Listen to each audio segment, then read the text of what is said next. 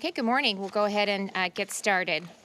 So I'm proud to start this morning by saying that Iowa continues to gain momentum in our recovery from COVID-19.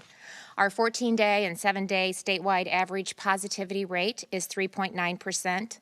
Hospitalizations, COVID hospitalizations, are down 90% from the peak in November. As of yesterday, only one long-term care facility remains on the outbreak list, and no additional positive cases have been reported by the facility since February 17th. We anticipate that just days from now, not a single long-term care facility will be in outbreak status, something that hasn't occurred since the first outbreaks were reported in early April of last year.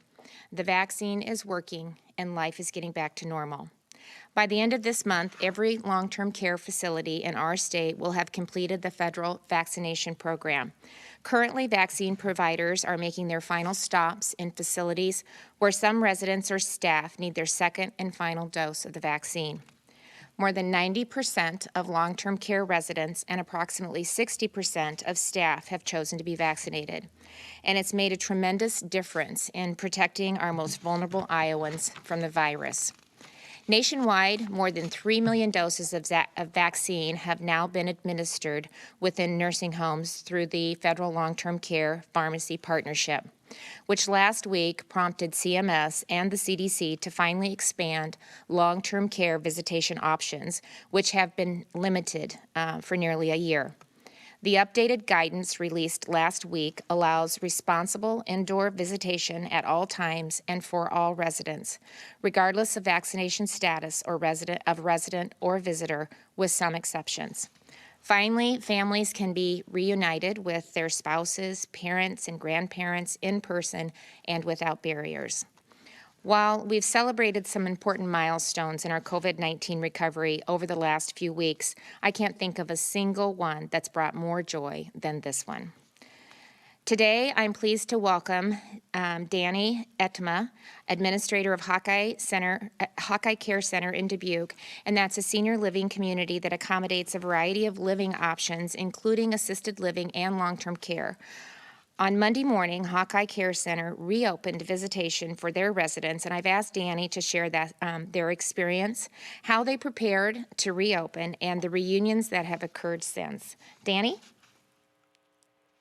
Thank you, Governor Reynolds, for this opportunity to share our story. We had our first case of COVID-19 in long-term care in Iowa 1 year and 1 day ago today.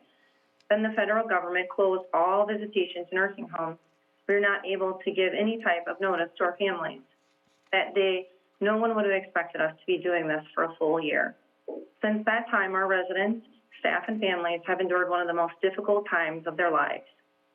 Thank you to all the staff at Hawkeye and across Iowa for serving as surrogate families to our residents for this tremendously long year. We were the residents' everything in 2020, from cutting hair to celebrating birthdays and every holiday in between, teaching them new technologies, Zooming, calling, FaceTiming, visiting through a window, whatever it might take for them to visit their families. However, our residents are ready for us to be caregivers again. They were more than excited to find out we would be the first on the list to receive the vaccinations.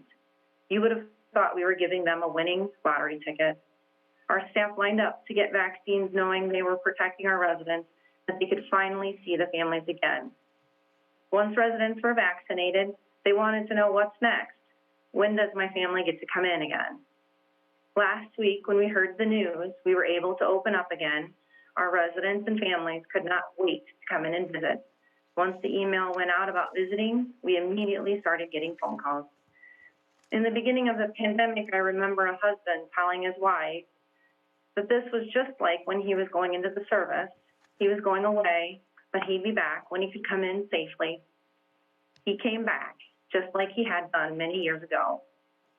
Dorothy, our 100-year-old in 2020, who could not have had any visitors inside during the last year, told me when her family was able to visit on her 101st birthday, it was like she was a new woman.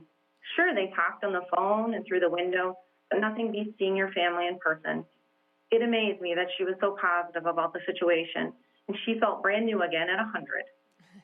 Betty told me it's the best heart medicine you could ever get. She Zoomed her family every day, but had tears of joy in her eyes when she saw her son and daughter-in-law in person for the first time in a year. I witnessed a daughter come in to see her mom for the first time in the year. It made my heart ache that they had missed a whole year. We all cried. I think after a year of being a part, our residents and families have sacrificed enough. They're so overwhelmingly ready for this next step, words can't even express how excited they are. We're still wearing our PPE and screening everyone who enters the building. In addition, we're still testing our staff according to the county positivity rate, and we will continue to be diligent in this until this is over. We may not be able to get back this year, but we can move forward. This is a great start in moving forward. Thank you for allowing us to share a little bit of our story. Oh, thank you, Danny. I just appreciate so much you getting on today and talking about the experiences your residents have had in reopening, and just so appreciate the work that you and your team have done over the last year, caring for your residents and really maintaining those connections in the whole host of ways that you talked about. Long-term care facilities have endured some of the most challenging situations throughout the pandemic, and but it is a new day, and reopening these facilities is one of the most welcoming signs of that. So I want to extend my very best wishes to all of your residents and their families watching today. I'm so happy you're together again, and I wish you much good health and to keep that good momentum going. So thank you so much for sharing. I appreciate it. For having me. Yesterday, the Department of Public Health was informed that a hardware malfunction occurred at the Mid-Atlantic Data Center, which houses data for the Iowa Immunization Registry Information System, or IRIS, the application used to report COVID-19 vaccine information. The data center has now been restored, and we expect that our vaccine data will be updated later today on coronavirus.iowa.gov and on the CDC's website. Currently, the CDC is reporting that 1.15 million doses of vaccine have been administered in Iowa, which is 86% of all doses delivered to our state, and Iowa currently ranks 5th in the nation. Iowa ranks 2nd in the nation for the percentage of Johnson & Johnson doses administered. Additionally, more than 31% of Iowans 18 and older have one or more doses, and we're 12th in the nation. 17.6% of Iowans 18 and up are fully vaccinated. And that ranks us about 12th in the nation, which we've really made great progress from that perspective. And the clinics, like I witnessed last week, it really helps those numbers. 95.3% of Iowans 65 and up have had at least one dose, and 28.3% of Iowans 18 to 64 at least one dose. We're also seeing positive results from our 211 new Care Navigator program, which schedules appointments for older Iowans that have been unable to get vaccinated. Since starting the service just 1 week ago, 211 has scheduled more than 3,000 appointments for Iowans aged 65 at Hy-Vee and older at Hy-Vee pharmacies. As with any scheduling situation, appointments are limited to the number of vaccine doses that are available. So there are times when appointments fill up in some areas and callers are asked to try again later. However, 211 and Hy-Vee are working together to fix the situation almost as soon as it occurs. Hy-Vee is able to move additional vaccine to communities where demand is higher, opening more appointments in areas of need, and oftentimes they are able to do that just in one day. So that is a tremendous partnership taking place, and they really continue to meet the needs of Iowans that are unfamiliar with technology, and we're really grateful for that. This week, Hy-Vee is holding special clinics or opening additional appointments in select stores to accommodate more than 400 individuals in the Des Moines area and 240 individuals in the Cedar Rapids area who were unable to schedule appointments last week when demand was extremely high. So again, just a great example of them meeting that increased need. I want to thank 211 and Hy-Vee again for their partnership to provide a solution for Iowans with barriers to scheduling a vaccine. And as I mentioned last week, we are also considering this option for additional populations as we see our vaccine supply increase in the coming weeks. So I look forward to providing more information about those plans soon as we continue to see our vaccine allocation increased. Give you a White House update on the call yesterday, the White House COVID-19 response team. Yesterday, we received an update about upcoming vaccine allocations. While next week we expect to receive about the same amount we did this week, things start looking up after that. During the week of March 29th, the federal government is projecting a significant increase in weekly supply, potentially 20 million doses nationwide, which could include 4 to 6 million doses of the Johnson & Johnson vaccine. Then in April, weekly allocations could increase even more, exceeding 22 million doses across the country. As our J&J vaccine allocations pick up, the state will resume vaccinating workers that are employed in food processing, egg production, distribution, and manufacturers as planned. But as I mentioned last week, many employers have kept this the progress going by working with their local public health departments or other vaccine providers to host clinics for their employees. So it's not that it's been completely shut down. They're scheduling appointments as well until we get the increased doses of J&J. To date, nearly 50,000 of the approximately 160,000 total workers in that cohort have now had the opportunity to be vaccinated. Initially, we had projected it would take 5 weeks to vaccinate this entire population. However, with the number of employers that are now taking the initiative to schedule clinics with other providers, we really could complete this phase of vaccination even sooner. And again, that just depends on the vaccine allocation we receive at the end of the month. But if we're able to get what they're projecting, we really will see some fairly quick turnaround in that cohort of that group. More vaccines means opportunities to vaccinate even more Iowans, and communities across the state are partnering to make that possible now and preparing to serve even more people as more doses become available. As I shared last week, I recently had the opportunity to visit some vaccination clinics and see firsthand the way communities are coming together to vaccinate eligible residents in their area. And one of those clinics was at Crossroads Mall in Fort Dodge, where on a Saturday morning, the Webster County Public Health Department was administering more than 700 second doses of the Moderna vaccine to individuals 65 and older. Like many larger towns in rural Iowa, Fort Dodge serves as a hub for its surrounding counties, and the vaccination clinic drew people from up to 100 miles away.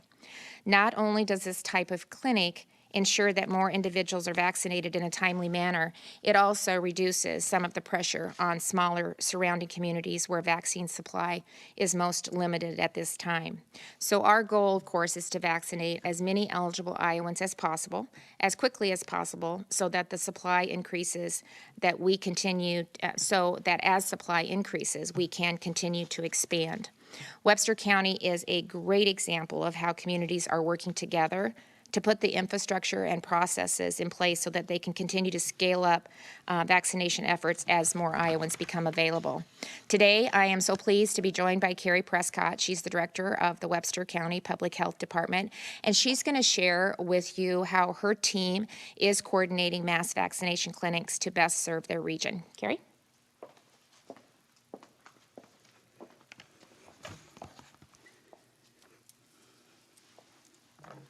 Thank you, Governor. Good morning. As the director of the Webster County Health Department, I am honored to speak to Iowans today about the successes and partnerships which have allowed Webster County to succeed in providing over 13,000 vaccinations. The Governor has requested I speak about our community partnerships and our mass clinic operations. I need to stress these important relationships are imperative to the success of our public health department. 1 year ago today, the proclamation was set forth, and all local public health departments were at the forefront of a major pandemic that brought uncertainty, chaos, and fear into our communities. Health departments across Iowa provided information and guidance. Some implemented hotlines, but all answered thousands of questions through telephone and emails. The staff at the department continued to provide contact tracing for the county and was responsible for all isolation and quarantine activities. And now, 1 year later, we are focused on providing doses of hope. I tell you this because our communities have been walking together with local public health, leading the way through this pandemic in our communities. The relationships our department has with our Unity Point Hospital, our healthcare provider network, our school system, our local government systems, and our community in general are the keys to the success in the community during this pandemic, and now as we provide mass vaccination clinics. Our network of workers for our mass clinic includes retired nurses, school nurses, healthcare nurses, local service groups, Board of Health representatives, Board of Supervisor representatives, our own representative, and several people in the community just calling and wanting to help. One of our vital relationships is with our county. Several staff from different departments within the county structure are on site at each mass clinic, entering data or helping with clinic flow. This is vital as it also helps with controlling the costs for our local public health agency. Our mass clinic is located at the Crossroads Mall. The mall is currently in transition and much of the mall is vacant. We have designated 3 pods, which is a point of distribution. Pods are labeled red, white, and blue. The pod system provides us the ability to vaccinate 180 people an hour. This is scalable to the amount of vaccine provided to the county. For example, tomorrow we will be providing 300 vaccinations an hour. We will also test our ability to manage 2 separate manufacturers. We will be providing 1,770 vaccinations tomorrow, which is our total vaccine allocation to the county for the week.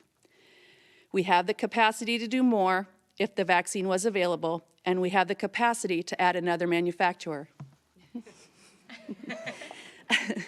Staffing is streamlined in the pods. Everyone has a duty and follows an incident command. People are ushered to their seat and stay seated until the public health staff person releases them. The entire process takes approximately 25 minutes. While the people on the hour are waiting their 15 minutes, our ushers are already seating the people on the half hour to start the process all over. Our Fort Dodge Fire Department is on site at every clinic. They sanitize chairs and clipboards with the Victory electrostatic gun. Scheduling for the clinics are available either through an online process or a telephone option for those that are not computer savvy. If we identify a person that has a severe complication to get to our clinic, we offer a homebound visit option. Our clinic is open to anyone wanting the vaccination. Webster County is a regional rural hub. Our goal is aligned with the governor's goal to vaccinate as many people safely and efficiently as possible. I do need to take a moment and acknowledge the staff at the Webster County Health Department. I continue to ask of you, and you continue to deliver. Every day for the last year, you continue to show up and meet the needs and the challenges of the day for our community, and for that I thank you. And thank you, Governor Reynolds, for your visit to our clinic and to the other local public health clinics around the state. Thank you for your kind words of encouragement to the public health staff and for believing in the local public health structure, not only in Webster County, but across Iowa.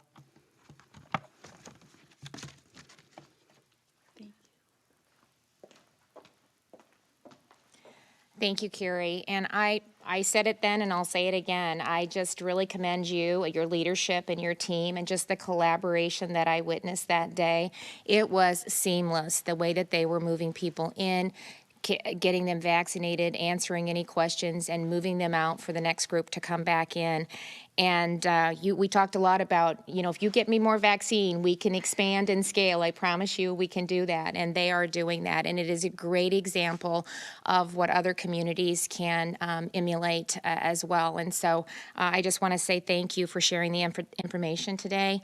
I'm confident it will help even more communities that are working to ramp up. And we are seeing that across the state in different areas. So it's really positive to see what we have going on, and especially as we see our vaccine numbers increase. We're going to be ready to go. So I feel very confident in saying that.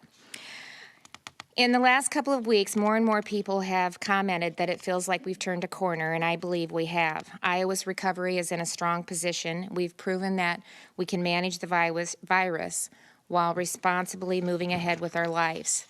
As vaccine supply increases, getting life back to normal finally becomes possible. It's something that we've all wanted to happen sooner rather than later, and it's been hard to be patient.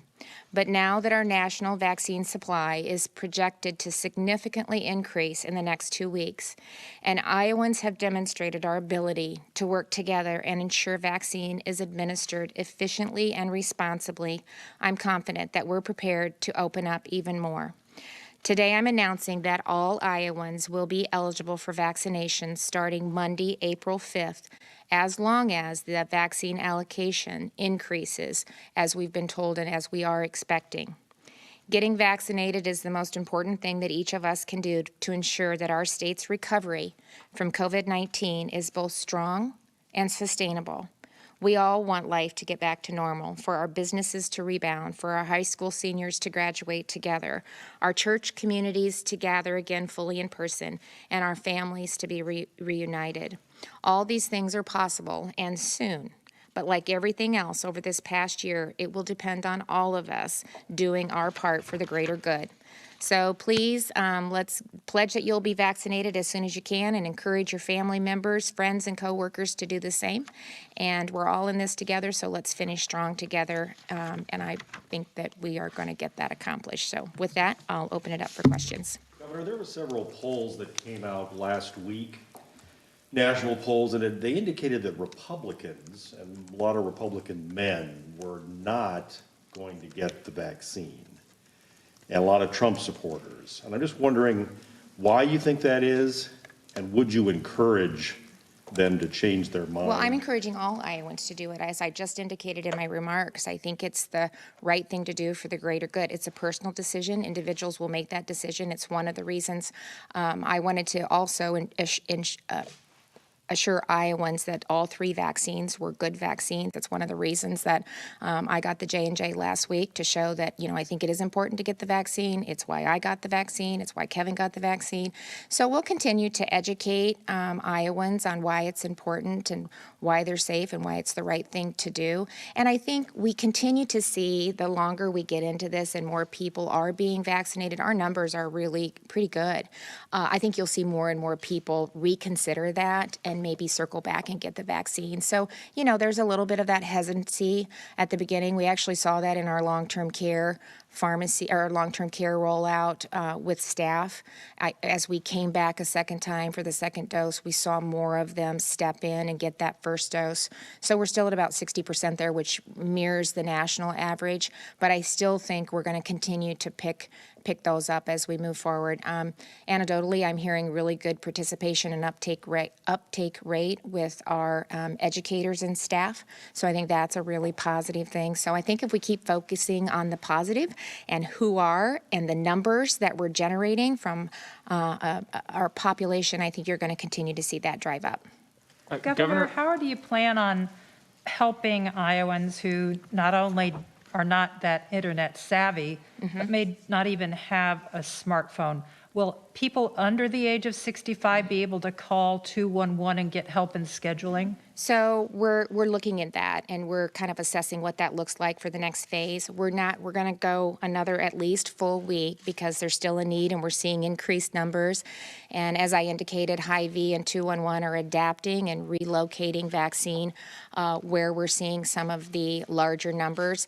And so we're going to watch that closely at least for another week, Kay, and then we'll take a look at that. But I think we all think it makes sense to utilize this great resource to really address maybe some other areas where we can be helpful in helping them get the information and helping them schedule a vaccine. So that's part of the process that we're looking at. Governor, you said starting April 5th, if all goes right here, it'd be for everybody. So obviously people are going to be pretty excited hearing those words come. But how do they know, when can they start making those appointments, and what's the threshold for our supply that you can pull that off? So it is based on what they've told us they will allocate, and there is a significant jump starting March 29th where we're starting to see all of them ramp up, as well as J&J, which again, the single dose, that really is a game changer, and we can really allocate and get that out to some of our mass vaccination clinics where they can turn that around pretty quickly.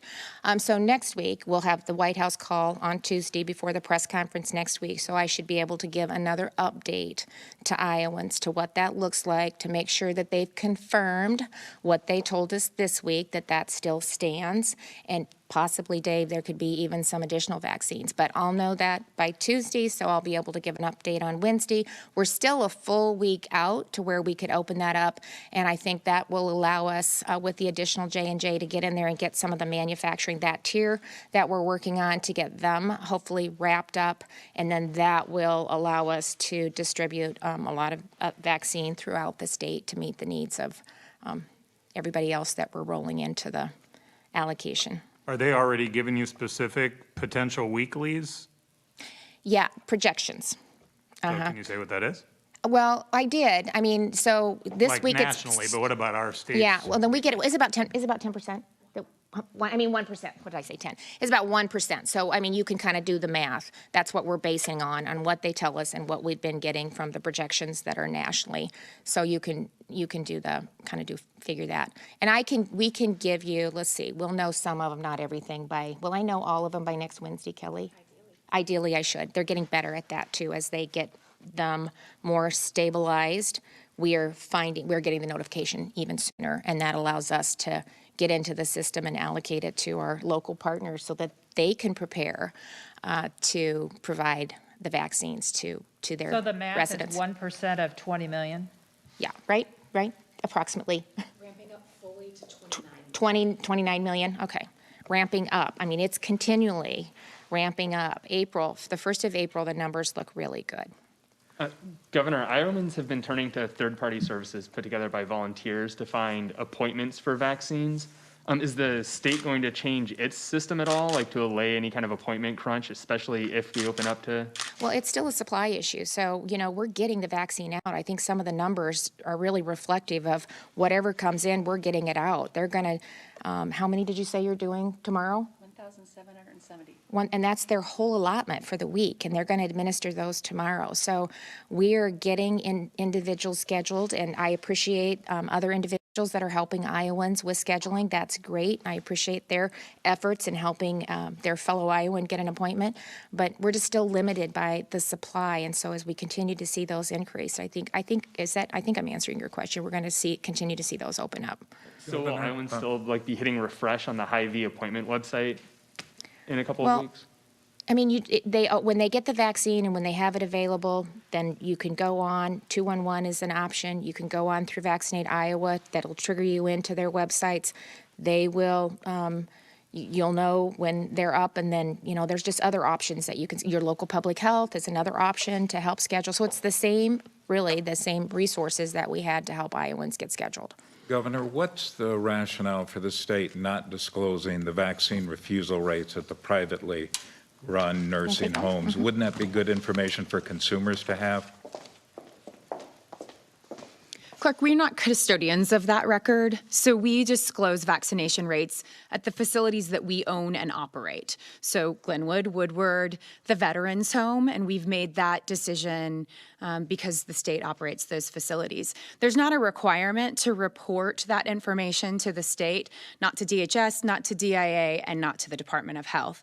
At any point in time, if the federal government decides to take that information, we would reassess at that time. Saying, though, that you don't have the information? No, sir. You don't have the information? We do not. Okay.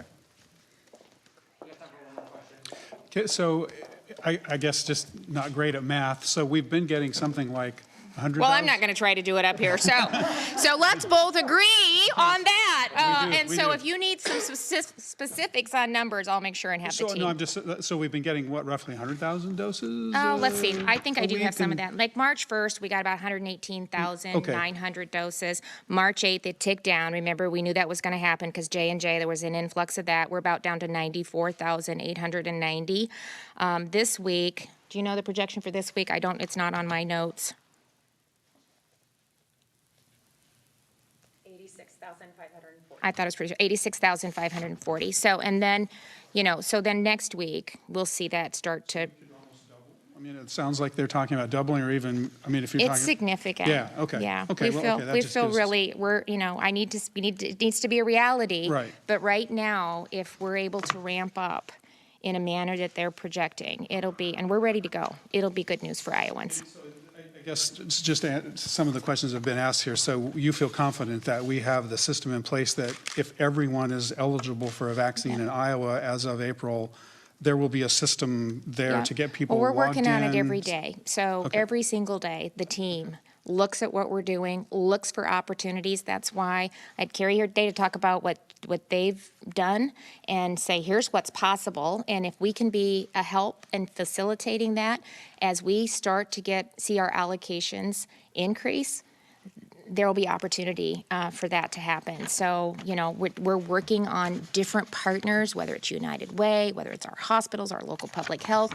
They're doing the same thing. We talked about the clinic last week with Vermeer, and, they have a lot of capacity to be able to increase as well. I think this is the largest public health vaccination clinic, though, to date. So she's kind of set a marker here. But so we're continually looking for those partnerships and trying to be strategic about where we put them. So if we can have some regional hubs, it helps everybody. You can still get some of those vaccines in your individual clinics, but as far as getting a large number done at one time and facilitating that, we're trying to look for where those options are at. I was up in Osage. Where's that last Thursday? Yeah. Friday, and they were doing a great job, and we got some extra vaccine up to them too because they were really serving that region and had just used a lot of volunteer help with 2 retired nurses that were volunteering there to give vaccines. Representative Meyer was actually at the clinic last week giving vaccinations, which was kind of cool. Board of Supervisors. We have, I mean, is there a mass location that we're Well, thinking of in a Polk large County metro has area kind like of set this? up a lot of that, so Okay. through the local public health, that might be a good question for them, but we'll be a partner in any way that we can to help facilitate that. Okay?